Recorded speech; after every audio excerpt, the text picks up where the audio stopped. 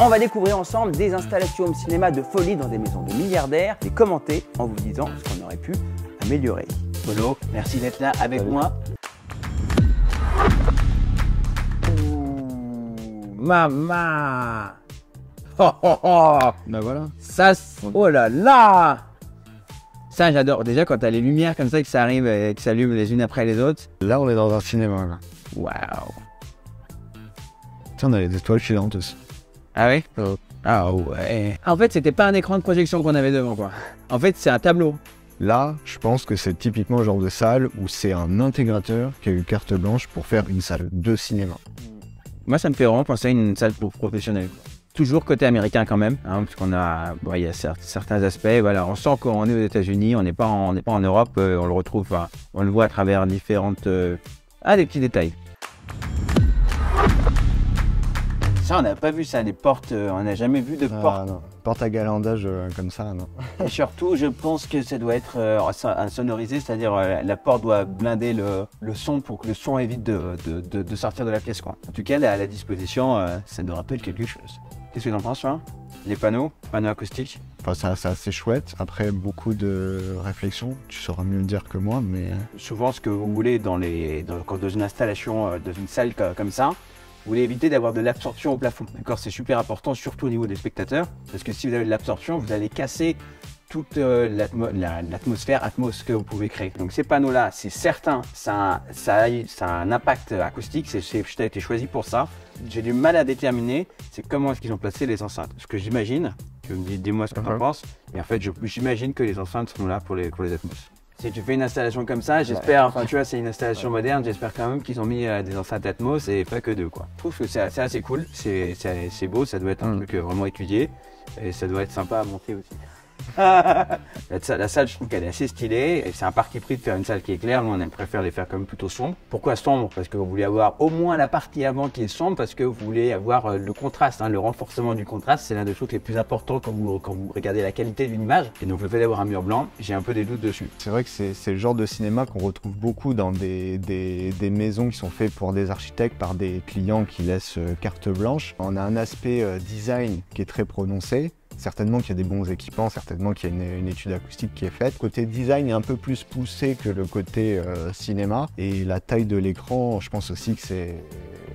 On est un peu réduit. C'est ça. Je pense que c'était pas la réflexion la première de la personne qui a dessiné la salle. Normalement, pour avoir une image immersive, il faudrait être très près. Évidemment, les gens chez eux, avec leur téléviseur, ils vont pas mettre leur canapé à 1,50 m, 2 mètres de leur télé.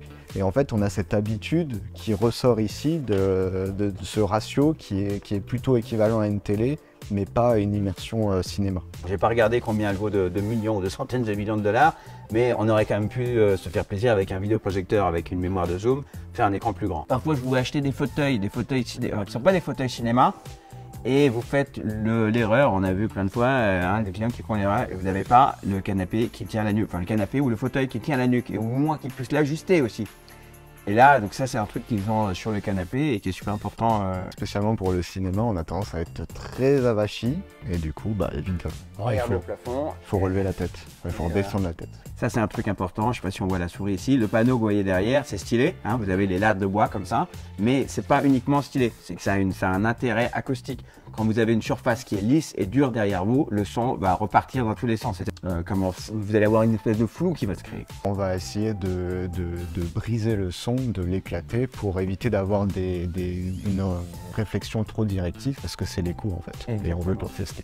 L'autre truc que je voulais ajouter aussi, avant qu'on continue, parce qu'on voit le projecteur, et ça je trouve que c'est un truc qui est dommage, mais vraiment dommage. C'est des choses que normalement devraient pas avoir lieu dans ce type d'installation-là, parce qu'on est sur quand même des installations quand même vraiment un budget vraiment élevé. Je trouve que c'est un peu abusé, parce qu'il existe normalement. J'ai un truc à dire encore. Tu sais de quoi je veux parler? Ouais. Je sais où tu veux en venir. C'est cette estrade, parce que ça fait longtemps qu'on en parle nous et qu'on se prend la tête dessus, que toi tu te prends la tête parce que c'est un peu une hérésie d'avoir une estrade sur ce type d'installation où on a juste la moquette qui passe, qui enveloppe l'estrade quoi. Les questions de basse, ici gros bloc noir à gauche à droite, quel est ton avis dessus? On ne sait pas toutes les contraintes qu'ils ont pu avoir. Après, c'est vrai qu'effectivement, c'est visible. Bon, moi, ça me choque parce qu'on s'est déjà pris la tête aussi là-dessus. Les prises, ouais, on visibles. a des prises qui sont visibles. Voilà, on est là, on juge le travail des autres. L'idée, c'est pas de dire nous tout ce qu'on fait c'est parfait, etc. C'est juste quand on est sur ce niveau d'installation, et comme tu le disais, toi aussi, on ne connaît pas toutes les contraintes qu'ils ont pu avoir, etc. Donc on est sur une salle, je veux dire, où l'argent n'est vraiment pas un sujet pour faire un truc propre. Le projet est magnifique, hein. C'est magnifique, mais la part de design prend vraiment le dessus sur la partie cinéma. Dites-nous ce que vous en pensez, vous, dans vos commentaires. Non, vous avez tort. Vous êtes des salauds. Vous laissez vos commentaires. Vous savez ce que vous en pensez. Let's go. This is enormous. Là, on est at the United States of America, right? Clichés, hein. Là, j'adore parce que le style américain, c'est toujours prendre le style. Enfin, tu vois, c'est prendre le style français, c'est que c'est Las Vegas, quoi. C'est genre, on va prendre le style, on va le pusher, on le met sous stéroïdes et après, boum, voilà ce qui se passe, quoi. C'est Disneyland, vraiment. C'est ça. Mais pour eux, ils se disent que c'est vraiment, c'est ça, quoi. C'est ce que nous, on a. Parce qu'eux, ils se disent c'est style européen, quoi. Mais nous, on sait que c'est un style américain, attention. Et vous avez dit, on a l'impression de voyager dans le passé. Frère, ça n'a jamais existé de tout le monde. Dans l'histoire de tout le monde. Personne n'a jamais eu ça. Le truc de ouf. Allez, vas-y, attends, on y va, allez. Au moins, on peut dire que c'est déjà plus sombre, d'accord? C'est plus sombre, donc c'est pas mal. Allez. Ça, c'est super intéressant. Parce qu'il y a vraiment deux techniques, il y a deux écoles pour faire les installations. Il explique que voilà, cette salle de cinéma a été construite, elle a été totalement construite, et c'est un truc qui se fait souvent. On fait ça en maquettage, on appelle ça un maquettage. On fait cette installation à un endroit, on vérifie que tout fonctionne, que tout est parfaitement fonctionnel, et ensuite on va remonter cette salle, donc on démonte tout et on va la remonter ailleurs. Après, c'est aussi parce que là, on est à l'échelle des États-Unis. Pour aller de l'autre côté, ça prend infiniment plus de temps que d'aller au sud de la France, pour nous qui sommes en Île-de-France. Je suis d'accord. Alors, c'est aussi parce que du coup, quand on intervient chez nos clients, on s'occupe souvent vraiment de tout. Vraiment de tout. En partant de l'isolation, ventilation, électricité. Donc c'est vrai que faire une pièce qui est démontable, remontable, souvent on le fait quand on arrive dans une pièce qui est déjà un minimum isolée. C'est vrai que le monter préalablement, tout tester et avoir la solution dans les camions qui arrivent et qui est montée en moins d'une semaine, c'est aussi une très bonne solution. Ouais, donc là, ça c'est aussi un truc intéressant, c'est donc toute cette structure, donc on a vraiment beaucoup de bois, voilà, donc c'est notre côté néoclassique, on aime ou on n'aime pas. On a ce qu'il vient d'expliquer, ce sont donc des panneaux acoustiques, donc les parties beiges que vous voyez sur les murs. Si c'est bien compris que ce sont ces endroits-là, c'est là où se trouvent les enceintes. Ça, vous avez l'impression que les surfaces sont rigides, que c'est du placo, quand vous tapez dessus, que ça fasse toc toc toc, mais non. Et derrière, en fait, vous allez avoir un espace assez profond, généralement, dans lequel après vous avez l'enceinte ou du traitement acoustique. Voilà, c'est ce qu'on aurait dû avoir dans l'autre pièce. On a vraiment un aspect design, lounge, avec des chaises qui rappellent même ce qu'on peut avoir dans un salon. Et là, on va avoir par rapport à l'installation précédente qu'on a vue, ici le mur, on a un mur qui est sombre. Ouais. Et voilà, et comme ça, on va avoir vraiment ce contraste qui va être gardé. Et je vois déjà plein de traitements acoustiques, plein d'éléments. Je vois aussi des enceintes. Tu vois les enceintes aussi? Ouais. Voilà, voir un petit peu comment est-ce qu'ils ont construit cette chose. Ça me paraît un peu particulier ce positionnement, mais on va se laisser nous surprendre. Ok, donc on a du croco, c'est américain, on est sur du no limit. Et tous ces panneaux-là, on est d'accord que c'est du traitement acoustique. Hein. Derrière, c'est pas le tissu, hein. Le tissu en lui-même n'est pas acoustique. La seule caractéristique qu'il va avoir, passer le son à travers. Et derrière, on va avoir le traitement acoustique à proprement parler.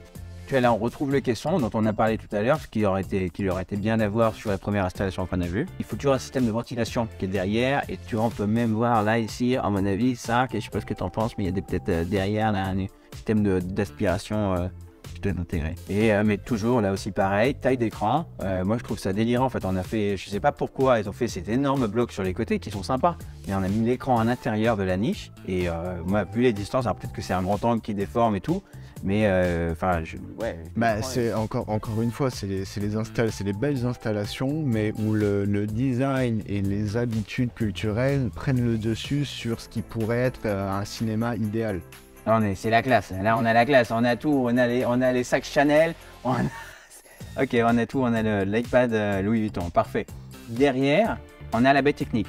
Ça, c'est un truc qu'on fait souvent nous aussi. Intégration, soit on peut éviter d'avoir la baie technique à l'intérieur, c'est un truc que vous pouvez faire. Donc tous les éléments techniques, vous les sortez de la salle.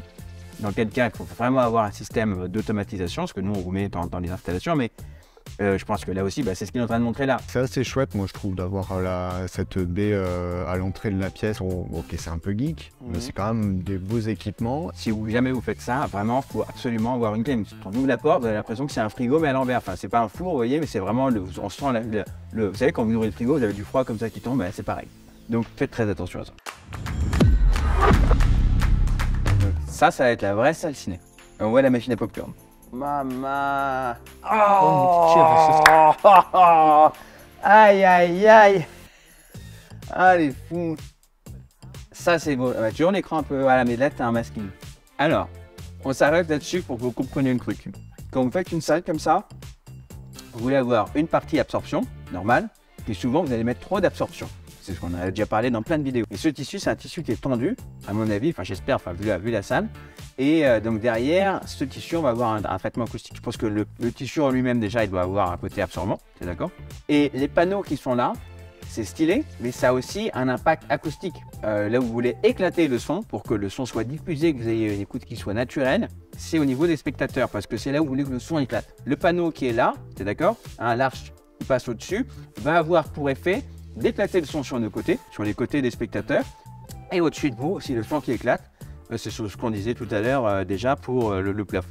Qu'est-ce que tu penses que c'est ça, le truc qui est derrière là? C'est une enceinte, je pense. Une enceinte? Oui, je pense que c'est l'enceinte. Okay. Tu crois que c'est quoi? C'est un caisson ça sur le projecteur ou c'est un projecteur? Non, c'est un projecteur. Si on devait dessiner une salle pour être le meilleur d'un point de vue audio-vidéo, on ne ferait pas ça. Ah bah oui, tu m'étonnes. Mais là, oui, c'est confortable. Toujours pas la tête. Et là, on n'a pas la tête. Parce que là, vous voyez, ça, c'est un truc quand même super important. C'est pas l'installateur, hein, c'est le fabricant du fauteuil. Souvent, on voit ces fauteuils. Alors, là aussi, pour leur défense, le truc est vraiment motonné à l'arrière. Donc, au niveau de la tête, je pense qu'on a la tête qui doit s'avancer un peu comme ça. Et une fois qu'on est allongé, vous le voyez là, il est obligé de lever la tête pour regarder l'écran. Là, je pense que c'est une vidéo un peu plus ancienne. Au grain de la vidéo, le style aussi de la salle. Là, en quelques instants, le fauteuil rouge, moquette rouge. D'où est-ce que ça nous vient? Ça vient des salles de théâtre qui ont été transformées en salles de cinéma. En principe, on essaye d'avoir un maximum de noir pour avoir un maximum de contraste et un maximum de rendu. Si vous dites, voilà, moi je veux faire une salle à haute performance, ce qui semble être le cas, on a le système Crestron, enfin un système de pilotage qu'on voit ici au centre, on a des fauteuils cinéma, de véritables fauteuils cinéma. Il faut que vous soyez conscient que si vous faites un plafond blanc et des fauteuils ou une moquette rouge, vous allez avoir un impact visuel clair sur l'image que vous allez projeter. Vous avez toujours une place qui est le top, money seat, donc la place du patron, et les autres sièges qui vont être un peu moins bien. Et donc l'idée c'est de rendre ça le meilleur possible. Voilà, on est presque sur du Scarface quoi. Ça me fait penser à Scarface. Là, je sais pas ce que tu en penses ici, mais à mon avis, les propriétaires soit sont très petits, soit ils peuvent pas étaler leur pied complètement. Vous avez le repose-pied, vous ne pouvez pas l'ouvrir totalement. Mais j'aurais fait cette salle avec 2 rangées. On les a fait équiper. Ça en haut, pour parler rapidement parce que ça va aller vite dessus. Dans les équipements qui sont intéressants ici, alors on voit que c'est pas, comme on disait au début, hein, c'est pas une vidéo qui doit dater de hier. Là aussi le lecteur, voilà, on a le même écran Crestron, là c'est Crestron, c'est top, hein, nous aussi on en installe pour le pilotage, mais c'est pas le truc le plus récent. Donc la vidéo date pas d'hier. Ah ouais. Donc, 600 000 $ de matos, je ne sais pas exactement de quoi on parle, exactement quantité technologie, parce que c'est un peu vaste. Hein. Le plafond, est-ce que tu penses que c'est amélioratif ou est-ce que c'est juste comme un placo? Non, je pense que c'est purement de la déco. Hein, parce qu'on parlait de travail de bois, alors surtout que c'est plaqué silver et gold. Donc, non, mais ce que je me dis, c'est les volumes. Je pense que ça c'est beaucoup mieux qu'un plafond plat dur. C'est vrai que dans l'idéal, il aurait en plus fallu que ça soit un peu absorbant, au moins à certains endroits. Devant l'écran et derrière le vidéoprojecteur, c'est là où vous voulez peut-être avoir des zones absorbantes, sinon n'oubliez pas, au-dessus de vous, souvent on peut laisser même le plafond plat. C'est pas votre priorité en termes de traitement. Ouais. Ah, ils adorent mettre aussi les tableaux, rideaux, qui va faire du DJI. T'as un truc à dire là-dessus? C'est vrai que les masquages électriques, c'est très chouette. Ça permet de vraiment retrouver, enfin d'avoir le format qu'on souhaite dans le contenu. Après, c'est des beaux produits. C'est pas des produits qu'on voit très souvent. Vous avez vu sur la partie avant, on va y revenir après, mais les enceintes, les 3 enceintes, c'est des énormes enceintes qui sont placées derrière la toile. Le souci, c'est que quand vous avez un écran de 35 comme ça, vous allez avoir un écran qui est très large, mais vous allez écraser la scène sonore parce que vous avez le système de masquage et en fait la toile, elle est transsonore, elle est acoustiquement transparente. Hein, donc le son va passer vraiment parfaitement à travers. Mais si vous mettez 2 couches, ça va l'être beaucoup moins. Vous allez entendre une différence par rapport à d'habitude. Donc, le système de masquage se refermant, ce qu'ils ont fait, ils ont préféré rapprocher les enceintes les unes à côté des autres. Donc, les 3 enceintes sont hyper proches. À mon sens, c'est une scène sonore qui va être assez réduite. Le tissu qui masque ne doit pas masquer l'enceinte. Et donc, automatiquement, les enceintes sont rapprochées à l'intérieur. Oh, on est chez les Américains. Waouh! Putain, ça c'est bon ça. Ah, j'ai kiffé. Oh là là. Maman. C'est génial. Tu crois que ça fait quelle taille? Vas-y, dis-moi, parce que toi, tu sais bien calculer. Ça, c'est l'œil du technicien, l'œil de l'ingénieur. Oh bien. Bon, on n'est pas loin des 100 mètres carrés, hein. Mais ça. Parce que là, 10 par 10, ça me semble pas du tout délirant. Ouais. Dans les 100 mètres carrés. Voilà, c'est pas un home cinéma. C'est un cinéma. Cinéma, ouais, c'est un monstrueux, quoi. C'est incroyable. L'écran de projection, du coup, en voyant ça, putain, c'est une salle professionnelle, quoi. C'est un truc, c'est... Enfin, tu crois que c'est le client qui passe l'aspirateur ou pas? Putain. Ah là là. Mais on a toujours ces angles sur les marches. Ça m'agace. Mais bon, c'est pas grave, c'est magnifique, c'est la folie furieuse. Je rêverais de pouvoir simplement mettre un pied dans cette salle, quoi. Ah ouais, bah oui, tu m'étonnes. Oh là là, ça bouge, oh là là. Et là, ça marche pas. C'était incroyable. Moi, ce qui m'a marqué en regardant les vidéos, c'est qu'on voit vraiment clairement que quand, pour un projet de home cinéma, on doit réfléchir à où est-ce qu'on place le curseur entre la technique et le design. C'est un choix personnel, mais c'est ça en fait qui va guider le projet. On a clairement des salles où l'aspect est très important et d'autres où on va se consacrer plus sur l'expérience purement cinéma. Et c'est ça que quand on décide de faire sa salle, c'est ce curseur-là qu'on doit positionner pour que l'intégrateur fasse le job. C'est ça. Et en fait, là aussi, ce qu'on a dit toute la vidéo, c'est du overkill. Donc c'est trop bien quand on peut le faire. Il y a aussi, enfin, là je pense qu'il n'y a pas de compromis. Donc on dit voilà, ça coûte tant, on le fait et on fait ce qu'il faut. Généralement, ce n'est pas ce qui se passe pour le commun des mortels. Donc, généralement, il y a toujours un compromis à faire. On dit, attends, on va peut-être mettre cet aspect-là en avant. Mais même là, quand l'argent n'est pas un problème, on a quand même des compromis qui sont faits d'une manière ou d'une autre, parce que c'était juste une chose qui n'a pas été bien prévue, ou simplement parce que il y avait à faire un compromis entre le design et les performances. En tout cas, merci d'être resté dans cette vidéo avec nous jusqu'au bout. T'es chaud, on en refait une bientôt. Ah ouais, carrément. Ok, trop bien. Merci infiniment, prenez soin de vous et pensez à vous abonner, likez la vidéo et ouais, abonnez-vous, voilà, ça fait vite. Bye.